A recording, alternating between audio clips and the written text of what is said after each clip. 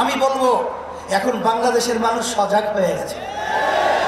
আপনারা জরিপ করে দেখেন, আপনারা তো মনে করেন আপনারা অনেক তালগাছ হয়েছেন, আসলে আপনাদের মায়ের পায়ের নিচে মাটি নেই, মাটি কিন্তু সরে গেছে।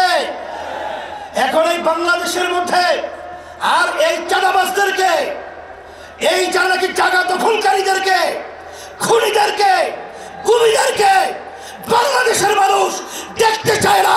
পরিবর্তন করতে হবে, সুন্দর পরিবেশ তৈরির জন্য আমাদেরকে কাজ করতে হবে। আমি তোমাদেরকে বলবো যে আজকে দেখছো যে কত মায়ের কোল খালি হয়ে গেল। এই মায়ের কোল খালি করার রাজনীতি বাংলার মানুষ আর দেখতে চায় না। বাংলাদেশের টাকা বিদেশে পাচার করবে, বিদেশে বেতন পাড়া তৈরি করবে, এটার বাংলার জনগণ ছাত্র জনতা দেখতে চায় না। এর পরিবর্তন আমাদেরকেই করতে হবে। এই পরিবর্তনের জন্যই যদি আবার প্রয়োজন হয় আমরা আবার রক্ত দেব, আমরা জীবন দেব, তারপরে দেশকে সুন্দর দেশ করার জন্য রাজপথে থাকবো। থাকার জন্য কে কে রাজি আছো? নারায়ে তাকবীর, আল্লাহু আকবার।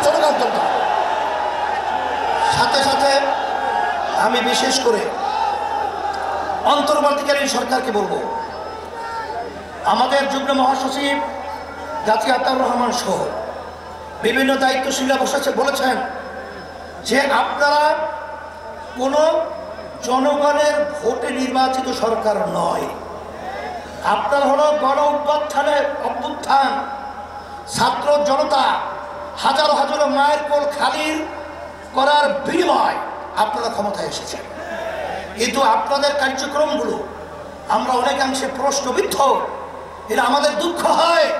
আপনাদের দুর্বলতা কোথায়, কে কি বলবে তা জানি না। যারা নাকি নির্বাচনের জন্য অস্থির হয়ে গেছে, পিয়ার নির্বাচন পছন্দ করছেন না, আমি বলবো এখন বাংলাদেশের মানুষ সজাগ হয়ে গেছে।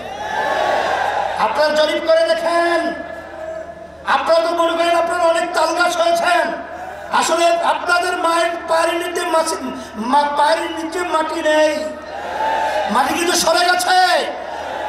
এখন এই বাংলাদেশের মধ্যে আর এই চাঁদাবাজদেরকে, এই যারা নাকি জায়গা দখলকারীদেরকে, খুনিদেরকে, গুমিদেরকে বাংলাদেশের মানুষ দেখতে চায় না। পরিবর্তন করতে হবে, সুন্দর পরিবেশ তৈরির জন্য আমাদেরকে কাজ করতে হবে। এই জন্যে আমি বিশেষ করে বলবো, যারা নাকি হাজার হাজার মায়ের কোল খালি করেছে তাদেরকে আবার নির্বাচনের জন্য আহ্বান করছেন, আপনারা কি ইঙ্গিত দিচ্ছেন?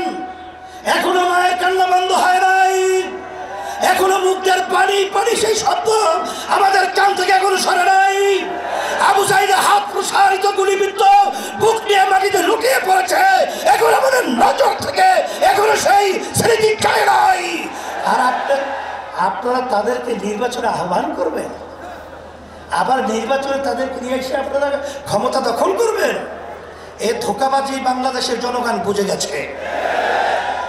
তাই আমরা বলবো, যারা নাকি বিভিন্ন সময় লক্ষ্য করেছি যে আপনারা সাধারণ ক্ষমা ঘোষণা করে, আবার কেউ তাদেরকে নির্বাচনে আহ্বান করে, এইসব ধোঁকাবাজি বাংলাদেশের জনগণ এখন বুঝে ফেলেছে।